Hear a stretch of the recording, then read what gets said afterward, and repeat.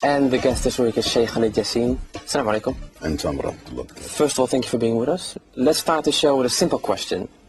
Who is Sheikh Halid Jasin? Sheikh Halid Jasin is an American citizen, Muslim by faith, and world traveler and international lecturer. Father of 13 children and grandfather of 37. 13 children? And 37 grandchildren. 37 grandchildren. If we look at your own time when you were a child, could you describe your childhood for us? Because you grew up in Brooklyn? Well, I think I had a very rich childhood. I have 9 siblings, and we grew up, I guess, in a very simple setting. We might say that we grew up poor but principled. I was born a Christian, so religion and Jesus Christ in particular was a very much part of my life. So I think that becoming a Muslim was a natural progression for me. Yeah. But you also said I felt rich during my childhood. Could you define that for us? What did you mean by rich?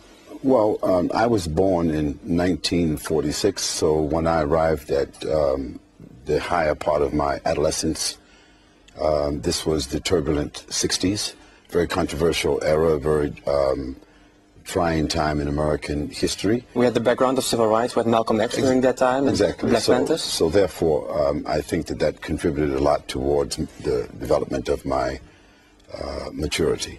Yeah. There was a certain point in which you decided to convert to Islam. Could you tell us what made you convert? Abdullah, we who accept Islam and embrace Islam from another faith, we don't like to use the term convert. We like the word revert.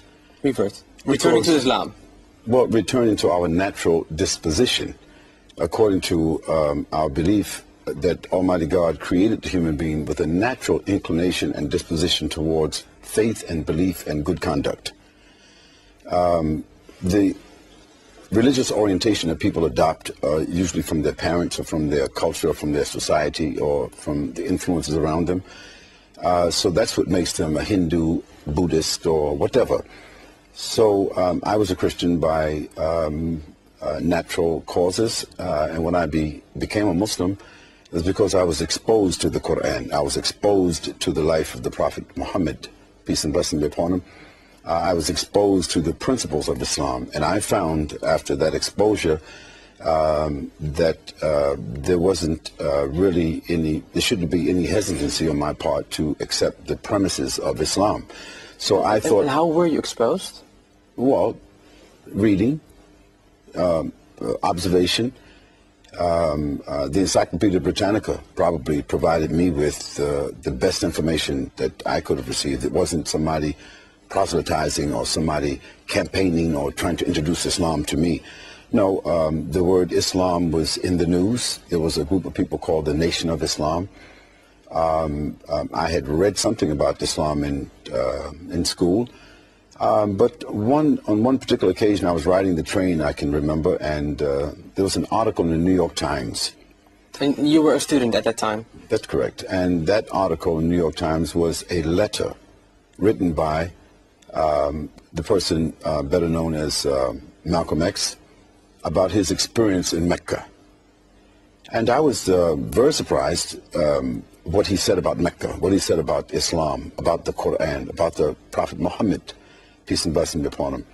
Because in school I hadn't really understood those terminologies. So because this was an epiphany in his life when he went to Mecca, he thought himself to be a minister of the Nation of Islam, but when he went to Mecca, he found he didn't know anything about Islam.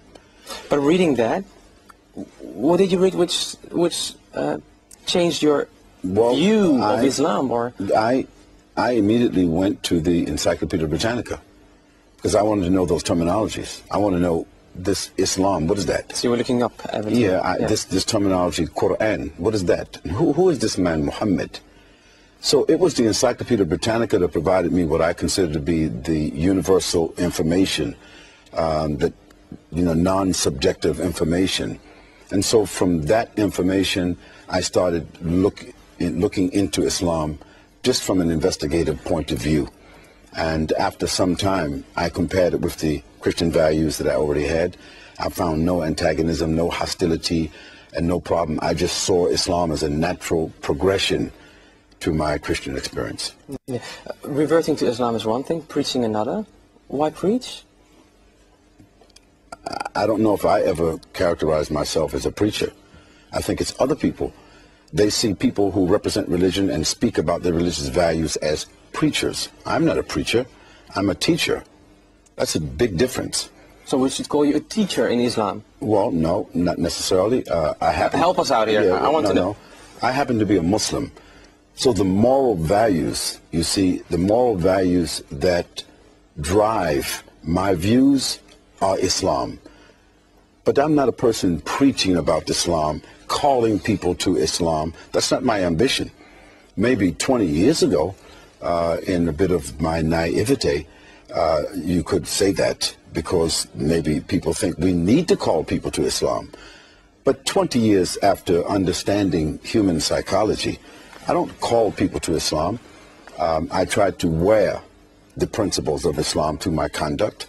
I try to engage with people. And then if people are inquisitive like yourself and they say, "But you're a Muslim, what is that about?" Then from that point, because you knock on the door, then I answer. Why do you consider that as being important to you, and maybe to Islam? If I were the manager of an art gallery, wouldn't I feel the necessity of taking people through and looking at the art and explaining what it is? Of course I would, because I would consider it to be a valuable job. So as a Muslim, there are 1.5 or more million Muslims in the world. Islam has occupied a huge amount of the history of the world and its civilizations. So therefore, being a Muslim, I feel very empowered. I feel very privileged. And so it is a part of my life that when people inquire about it, I have to have the answers, and I